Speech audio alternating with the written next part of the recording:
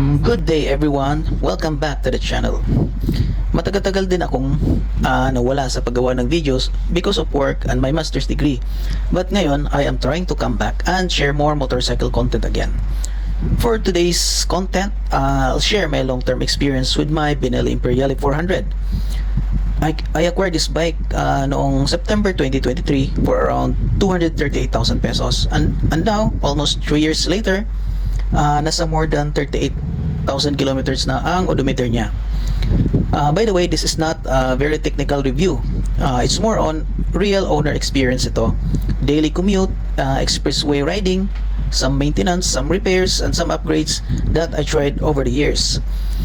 For reference, I'm just around 5'4" and 67 kilograms. The seat height of the Imperiale 400 is around 700 millimeter. So, manageable naman siya for my height. But of course, dahil around 205 kilograms itong bike, ramdam mo talaga ang bigat niya. Especially kapag magpa-park ka, magba-backward or kapag uneven yung road. Once moving naman, hindi mo na masyadong ramdam ang weight. The actual engine displacement is about 374cc lang siya. Although sa certificate of registration, it is indicated as 400cc. It is a single cylinder, dual overhead cam, fuel injected, air-cooled engine, producing around 21 horsepower. Some people might say na maliit ang 21 horsepower, but for me, it is still very decent for highway riding. Hindi siya pang sport bike performance, but it has enough power for normal overtaking and relaxed expressway cruising, as long as you know the limits of the bike and you ride responsibly. One of my favorite things about this motorcycle is highway stability. Because of the weight and the long wheelbase, very planted siya sa road. Hindi siya madaling maalog sa hangin or kapag may dumadaang bigger vehicles like buses. For fuel consumption naman, my actual average is around 27 to 29 kilometers per liter. Mix na yon, city and highway riding. Syempre, depende pa rin sa sa traffic, riding style, load ng motor, and throttle control. Another thing I like is the dual channel ABS. Well, for me, very good ang braking power niya.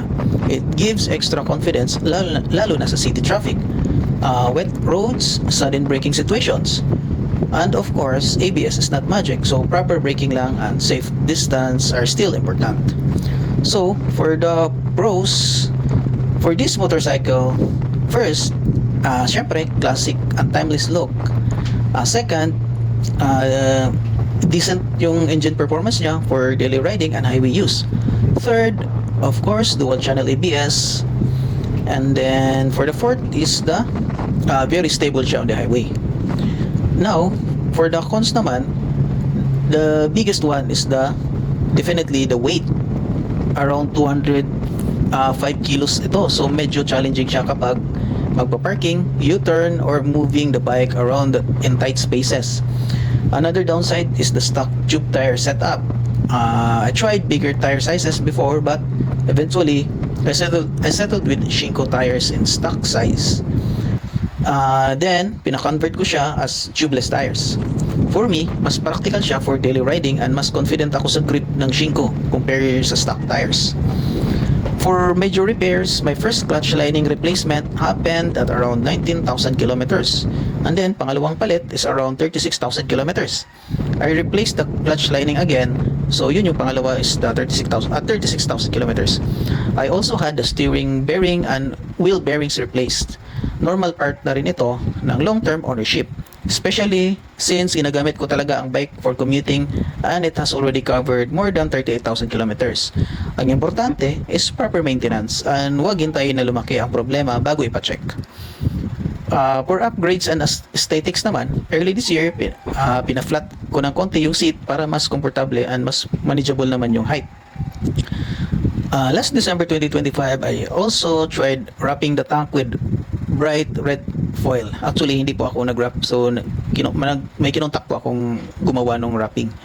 Nag-enjoy naman ako sa look. But after few months, syempre tinanggal ko rin. Binalik ko sa stock look. I also tried different side mirrors. So marami ako nasubukan, pang Honda Rebel 500, some bar end mirrors, and also mga side bags, plastic saddle bags, and also top box. So naglagay rin ako ng top box. Masaya talaga mag-experiment sa accessories. You can build the bike based on your needs, commuting, kung lagi mong ginagamit, depende sa gusto mong style. But after trying different setups, I realized na mas gusto ko pa rin ang clean and classic look ng Imperiale 400. So right now, dahil malapit na rin ang rainy season, I installed a side bag for extra storage and convenience. For aftermarket replacement parts and accessories, I usually check Shopee sellers first, but always check reviews. For original and important parts, you can always check Binelli, E. Rodriguez, or the online shop, which is the Makoto shop. Overall, after almost 3 years and more than 38,000 kilometers, I can still say that I enjoy owning this motorcycle. It is heavy, it needs proper maintenance, and it is not the fastest bike, but it has character, it looks good, very stable sa highway, and it is still enjoyable to ride. Sa mga susunod kong videos, I'll make more specific topics about the issues I encountered, like the clutch replacement, tire setups, some upgrades, some accessories din, kung saan ko sila nabili. Okay, I think that's it for now. Thank you for watching. Please like, subscribe, and comment below if you own a Benelli Imperiale 400. Ride safe everyone, and see you on the next video.